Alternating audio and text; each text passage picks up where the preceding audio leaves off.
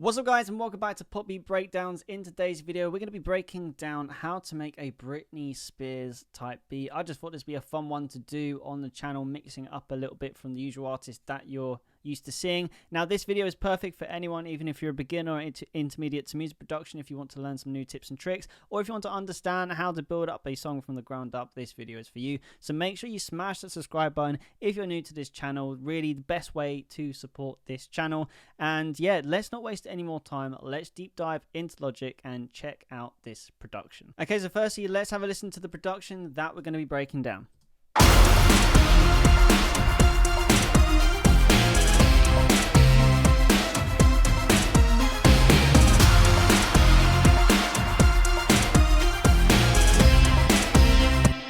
What I love about these sorts of beats is they have a real attitude to them, very gritty, but also has that good bounce. And that's something I really wanted to try and replicate, because when I listen to a lot of Britney Spears songs in reference, that's the sort of vibe that I was getting from a lot of Britney Spears songs that I was listening to. Now, the beautiful thing about these videos and why I wanted to start doing this kind of format is I'm going to be showing you basically the order that I added everything, so you can get the best understanding of how I built up this production. And very easily for you, I actually put everything in order that it was added, so you can get the best understanding of how I built up this beat from the ground up. Now the beat today, I actually decided to start from the drums, so let's have a quick listen to the drum section by itself first.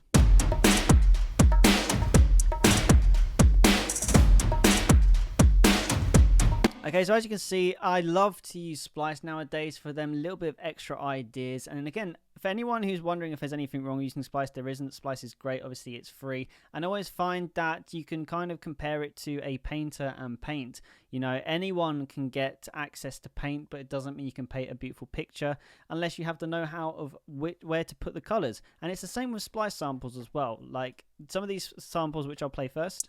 So we had some hi-hats here, which I found, which I blended with these bongos. And I just found this really cool cinematic kick. And this is kind of how, when I was trying to envision how it would sound, I was listening through some sounds, and these gave me the best inspiration of where to start. So I added these three in first, because when I started adding other drums, which you're going to listen to in a second, I felt like it was something I could build on. And again, I listened to all these three and I found them all separately, but when I put them together, I sort of heard them and think, oh, that could go with that. And over time, as you practice production, you get better at these sorts of things and being able to have an ear for what kind of goes well together. So that's why that I really wanted to start with these free Splice samples. It was a good starting point. So then I added in the analog architecture, which is a preset drum kit in Logic. Very delicate kick and snare. And then I added that in with this. Just another snare, which I found in Splice. Because I do actually like to blend sounds together, and it's the same for the snare. If you don't find the right snare, sometimes you can find two different snares, blend them together, because they have certain characteristics which when you put them together make the exact snare sound you're looking for. So this really saves time as a producer if you can start doing this a lot more. Start blending sounds together, because you're more likely to get the desired sound that you want. Then I added in another kick and snare as well, again layering.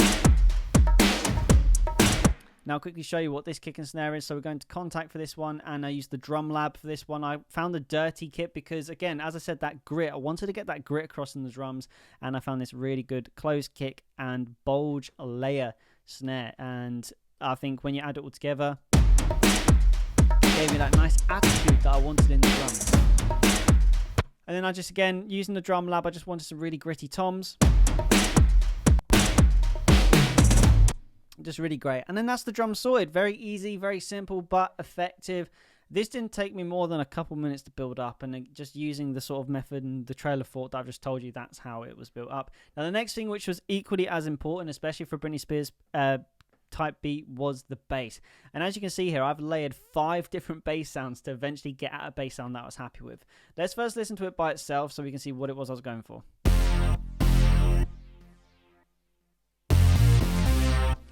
Now let's break it down one bass at a time. And trying to remember, so all these I've basically sourced. 2 of them I've sourced from Omnisphere, and 2 of them I've sourced from Alchemy. I did have a little bit of a look around to try and find the right bass sounds for me.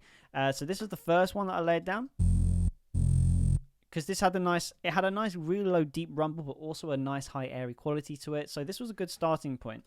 And I'll just play these through so you can hear exactly how it was built up. So now bass 3. and then we add bass 4 in. Again, that's another deep subby one. So if you don't have headphones on, then you might not have heard that. And then lastly, big saw. Adding that nice little crispness in the middle. And you get this. And then with the drums, it sounds really cool.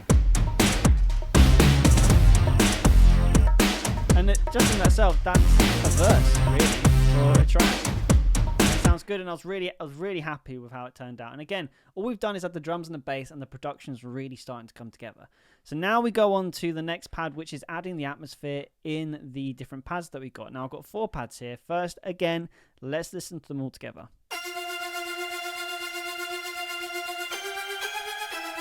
I was kind of following the bass line for this, but having something more sustained, so we had that sort of filling in the gaps, so to speak, because drums and bass, they're very static, staccato kind of instruments, so we need that longevity and that legato, or sustain rather, in the productions to fill in them gaps of silence, so that's why this was so good. Now, I'm a big fan of the future strings. You find it in the rhythmic section of the synths and Logic. It's just my favorite pad. It's just so good for synth pop, even for hip hop, like everything. I've used them in every single genre to this point as a beat maker. It just sounds really cool. And I layered that with Fantasy Echoes, which again is another rhythmic pad. The reason I like to use rhythmic pads in this is because there actually isn't a lot to the production when you think about it. Like, I'll get to the lead synths in a minute, but we've literally just got drums, bass, pads, and synths. Just 4 elements which we're just culminating together. So it's really important that we get as much sort of like little attention to detail as possible, and I find rhythmic pads is just it's a really good way to sort of create them little like just the little details which I would class as an icing on the cake to make production more interesting. So then we've got airways as well. Really subtly applied this time. Just kind of adding a little bit more airiness to the pad. And then we'll chill out, which again is doing the exact same thing. And the beautiful thing is all 4 of these pads are all presets in Logic, as you will see. Pad, chill out. So this is airways as well. Again, one of my favorite pads. Fancy Echoes in the rhythmic, and future strings, as I said, in the rhythmic.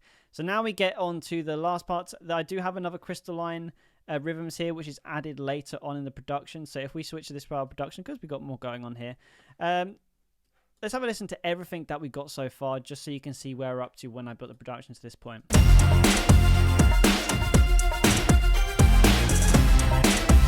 Okay, at this point now, I always encourage experimenting, and when I thought what elements could I add next to production, I wanted to try and just do something that I don't normally go to, and today it was go to the MIDI guitars in Logic. I don't ever use MIDI guitars in Logic, so I thought for this production today, I was like, hey, let's try and use something, and let's just put some distorted guitar in. Why not? Again, like in production, sometimes you just gotta not always be methodical about how you build productions. Just try stuff, and I just thought I'd add this as a little bit of a layer. And then another amp synth lead as well, which you can find in guitars. I layered these 2 MIDI guitars together just to see what we get. And we've got this, which was just a nice little... Again, it's sort of off, it's slightly off rhythm with the bass. So again, it's filling in the gaps, but it's a nice little extra melody. So there's a little bit more movement in the production. And then once I got that in, I added an analog stack synth because I wanted something a lot more melodic in.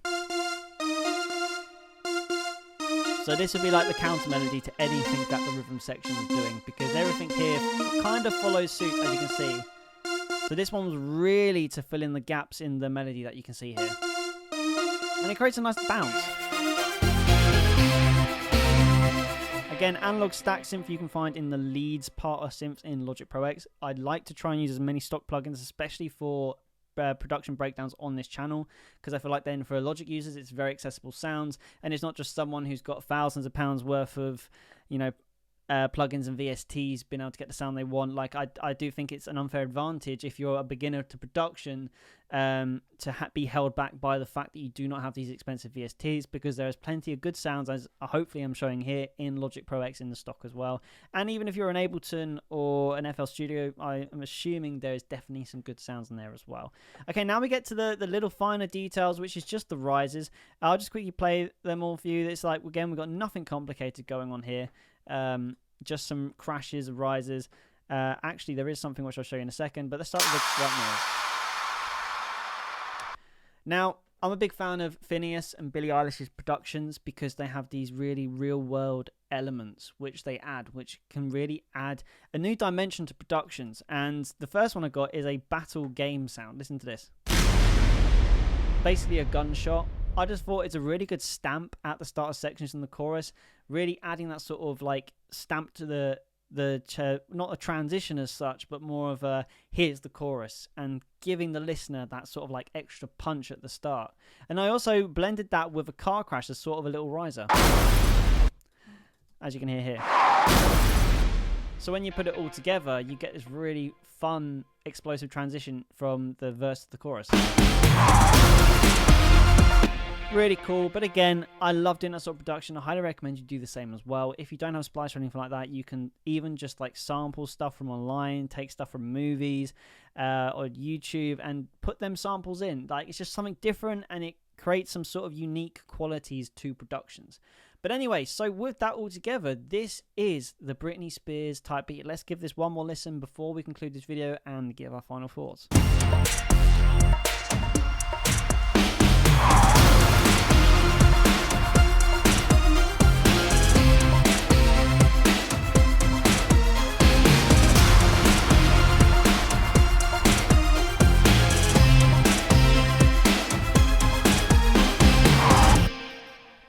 So there you go, guys. That is how to make a Britney Spears type beat. It's got a really nice pop hip-hop feel to it as well. So it doesn't have to be exclusive to Britney Spears type beat, but I hope this is the sort of production that maybe you want to try and make for yourself now. And if you did enjoy this video, please smash the subscribe button. It's the best way to support the channel to make sure you don't miss future videos like this.